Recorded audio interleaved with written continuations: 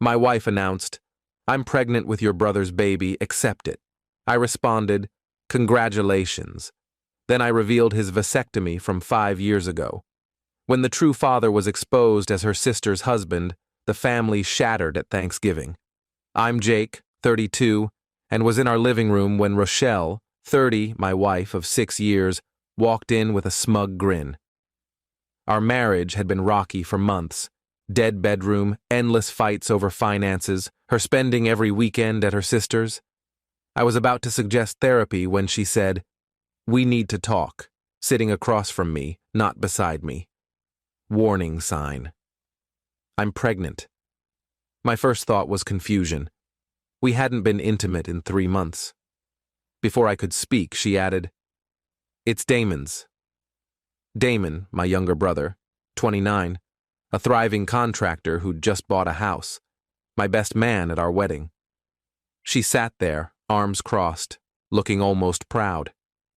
"I know this is tough to hear, but Damon and I are in love. Have been for months. You'll just have to deal with it." I stared for maybe 10 seconds. "Congrats," I said. Her smug look wavered. "That's it? Congrats? What else should I say? You're having a baby. Great news. You're not mad?" "Oh, I'm something, but I'm mostly curious about the details." "What details?" "Well, Damon had a vasectomy 5 years ago." Her face went pale. "What? No, he didn't." "Yeah, he did. Remember when he was with Cassandra, the one with 3 kids who wanted more? He got snipped because he never wanted kids. I drove him to the clinic." "You're lying." I pulled out my phone, scrolled to a 2019 photo of Damon holding frozen peas to his groin, grinning with a thumbs up. He sent this to our group chat, joking about firing blanks for weeks. Rochelle grabbed my phone, staring at the image, hands trembling. "He never told me," she muttered. "Probably because you never actually slept with him." Update 1. After that bombshell, Rochelle lost it, screaming I was gaslighting her, insisting Damon must have reversed the procedure, accusing me of fabricating lies to hurt her. I texted Damon, "Rochelle claims she's pregnant with your kid." "Congrats," he called instantly. "What the hell, man?" "I haven't seen Rochelle since your birthday in June." I put him on speaker. Rochelle lunged for my phone, but I kept it out of reach. Damon continued, "Is this why she kept sending me weird DMs? I blocked her on Instagram last month for those flirty photos." "You blocked me?" Rochelle shrieked. "Rochelle, what's wrong with you? You're married to my brother." She hung up on him. The next morning, she switched tactics, cooking breakfast for the first time in a year, wearing lingerie at 7 a.m. "Babe, I was confused. Pregnancy hormones messed with my head. It's your baby." I panicked. "We haven't had sex since August." "That's not true. Remember after Zoe's wedding? That was July. It's November." She faltered, doing mental math. "I meant Labor Day weekend. I was at a work conference. You were at your sister Gwen's beach house." Her face drained again. "Gotcha. How far along are you?" 8 weeks. "So, conceived early September, when you were with Gwen and her husband, Terrell."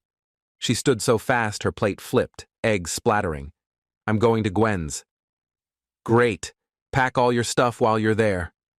Update 2. Things escalated fast. Rochelle's mom, Desiree, called, sobbing, "How could you kick out a pregnant woman?" She said it's not mine, claimed it's Damon's. She's confused, pregnancy fog. "Desiree, she's cheating." "You know it. You can't prove that." "Actually, I can. I hired a PI last month when she started acting strange. Got photos of her meeting someone at hotels multiple times." Silence. "You spied on her?" "I suspected infidelity. I was right," she hung up. Then the family group chat erupted.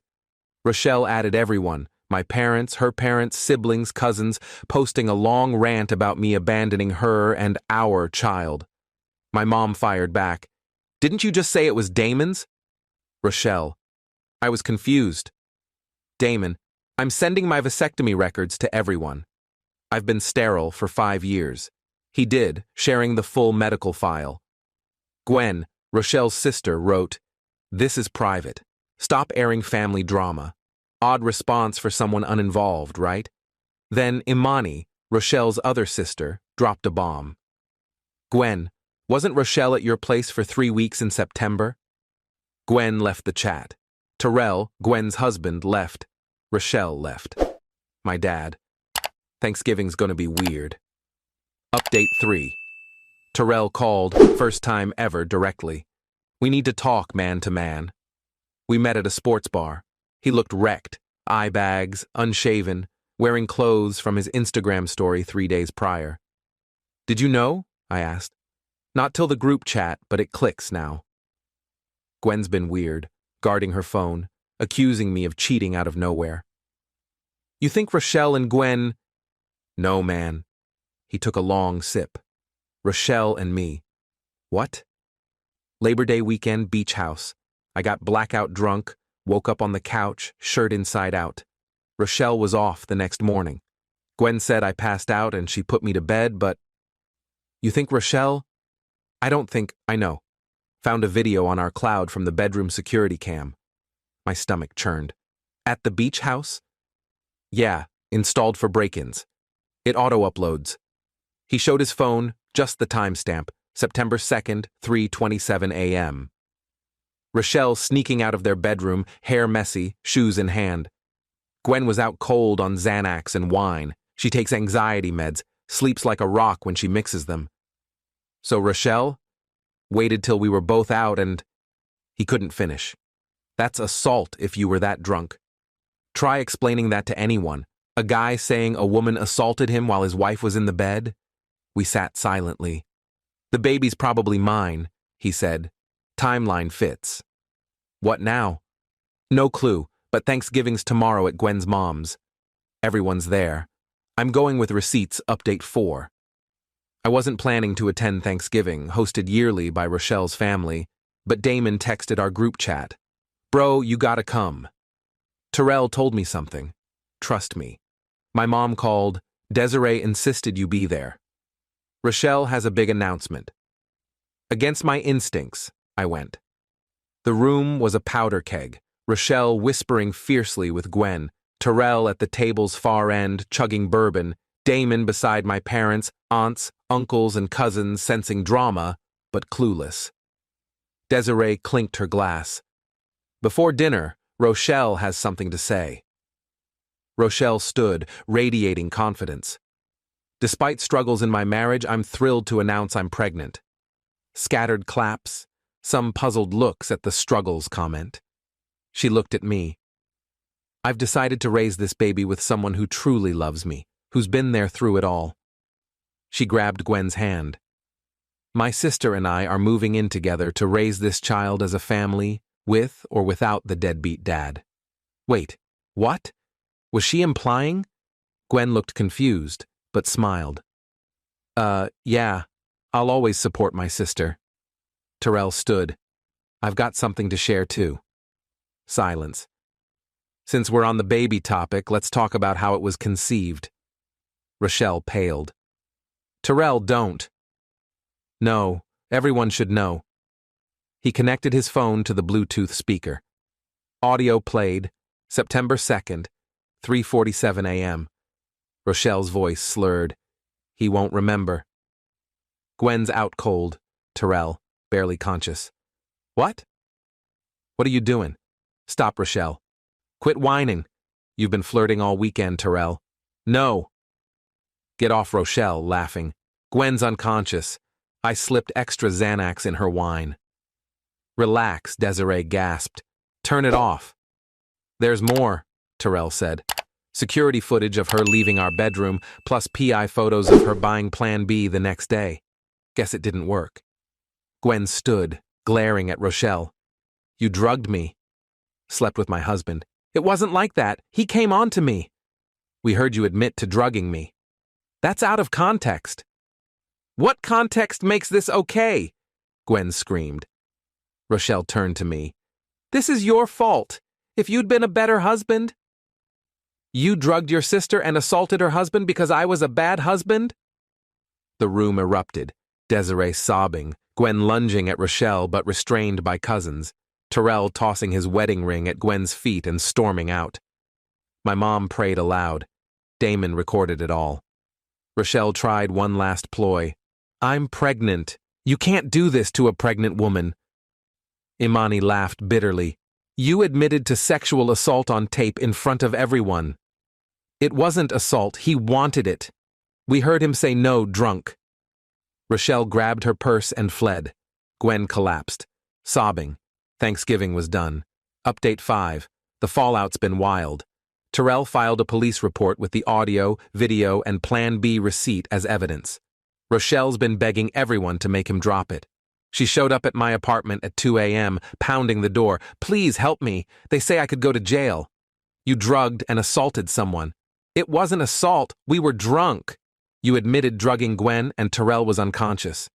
He got aroused. That means he wanted it. That's not how it works, and you know it. If I go to jail, what about the baby? Not my problem. You're my husband. The divorce papers you'll get tomorrow say otherwise. She tried pushing inside. I blocked her. Leave, or I call the cops. I started dialing. She ran. The family split. Team Rochelle, Desiree. She made a mistake, but family sticks together. Her aunt Keisha, Terrell probably led her on, and 2 cousins who think men can't be assaulted. Team everyone else. Literally everyone else. Gwen filed for divorce and a restraining order, posting on Facebook, "Learning your sister drugged you to sleep with your husband isn't how I plan to end 2024. The comments were brutal, but fair. Rochelle's entitlement hit new peaks. She tried suing Terrell for child support, claiming he's the biological father and must provide. Her lawyer dropped her after hearing the recording. In family court, representing herself, she argued, regardless of how it happened, he's the father and has to pay. The judge stared, incredulous. Ma'am, you're under investigation for sexual assault against the man you're suing. But the baby needs... Focus on your criminal case. She then tried claiming I should pay support since we were married during conception, making me the presumptive father. My lawyer crushed it. My client has texts where she admitted it's not his, and he was out of town during conception. Her peak audacity? A pregnancy blog, thriving through betrayal, casting herself as a victim abandoned in her time of need, writing, "Society fails pregnant women who make tough choices for love." Someone posted screenshots on Twitter. The ratio was glorious. A commenter wrote, "Tough choices equals drugging your sister and assaulting her husband. Get help." The blog was down in 72 hours for violating guidelines. Update 6. Christmas neared, and Rochelle went full chaos. She faked texts from me threatening her, posting on Instagram about escaping domestic abuse. Problem? She's tech dumb. The timestamps clashed with my work presentations to 50 people, and she used the wrong area code. Internet sleuths dismantled it in minutes, finding the fake text app she used. Her account got banned for misinformation. Then she tried breaking into Gwen's house to retrieve her things. She never lived there. Gwen's Ring camera caught her at 3 a.m., prying a window, wearing a baby-on-board shirt, as if pregnancy excused burglary. Cops arrested her for attempted burglary and violating the restraining order, plus the ongoing assault investigation. She told police she was reclaiming her property, and Gwen stole her baby's father. The officers report, "You can't break into someone's home over relationship drama." Desiree paid bail but posted on Facebook about the rigged system targeting pregnant women. Update 7. Here's the current state. Rochelle's with Desiree, her only defender, facing multiple charges, still pregnant, still delusional. Her pregnancy support fund raised $73 from her mom's church friends, unaware of the full story, until someone posted the recording, stopping donations. She's banned from family events. Imani said she tried crashing a cousin's birthday, getting tossed by hired security. Gwen's in therapy, living with Imani. Her divorce moving fast since Terrell isn't fighting. She posted, "I lost my husband and sister in one blow. Their betrayal is unbearable. Terrell was unconscious. Rochelle was sober when she chose to ruin me." Terrell, living with his brother, confirmed via DNA he's the father but wants no custody, signing away rights. His lawyers pushing the assault case. He told me, "I can't look at anything from that weekend without nausea." My divorce finalized quickly due to her infidelity admission and charges. She got only her belongings and her car repossessed last week for missed payments. I'm dating Quinn, a teacher from my gym who finds this saga wild, joking she's glad to be an only child. Damon's shaken that Rochelle tried pinning the baby on him despite his sterility, sharing his records with 3 lawyers. His Reddit post, "My SIL claimed I got her pregnant despite my vasectomy," went viral. The baby, due in May be born in custody. Desiree plans to raise it, but shows early dementia signs. The state might take custody. A tragedy not my fault, but Rochelle's, who drugged her sister, assaulted her brother-in-law, tried to frame my brother, lied, doubled down, and ruined every relationship for attention and drama. Final update. Rochelle's trial was last week, a disaster for her. She arrived 6 months pregnant in a blessed maternity dress. Her public defender looked defeated. The prosecution played the audio, showed the footage, presented Plan B receipts, and had the pharmacy clerk testify, recalling Rochelle laughing about doing something stupid while drunk. Rochelle took the stand against advice, claiming it was consensual role play. Asked why Gwen was unconscious, she said, "She always overdoes Xanax, not my fault." The prosecutor, "You admitted on tape to adding extra to her wine." That was a joke. "Do you often joke about drugging people?" "I didn't drug Terrell." "No, just your sister to assault her husband." "It wasn't assault," he responded physically. The judge called a recess. Jurors looked sick. Verdict: guilty of 3rd-degree sexual assault and administering a drug to commit a crime. Sentencing's next month, likely 2 to 4 years. She'll probably give birth in custody. Desiree had a courtroom meltdown, screaming about the system ruining a mother, and was removed. She's still posting on Facebook for prayers for her persecuted daughter. Gwen's victim impact statement. "She was my sister, my closest confidant. She drugged me, violated my husband in our bed, then played victim. The betrayal keeps me awake. I trust no one Terrell's. I'm in therapy twice weekly. I can't be intimate, have nightmares. A child from this assault makes it worse. I'm signing away rights. I can't face a reminder of that night." Rochelle interrupted. "You're abandoning your kid." The judge, "Ma'am, you're making this worse." Her last pre-jail post, "Wrongfully convicted for love. This isn't over." "Yes, Rochelle, it is. My divorce is final. I'm in therapy for the betrayal. Quinn and I are slow but steady." She held my hand in court. "I sold the house, moved near work, blocked Rochelle's family except Imani and Gwen, who've been supportive. Damon and I are tighter than ever. He jokes his vasectomy saved him but sees the same therapist.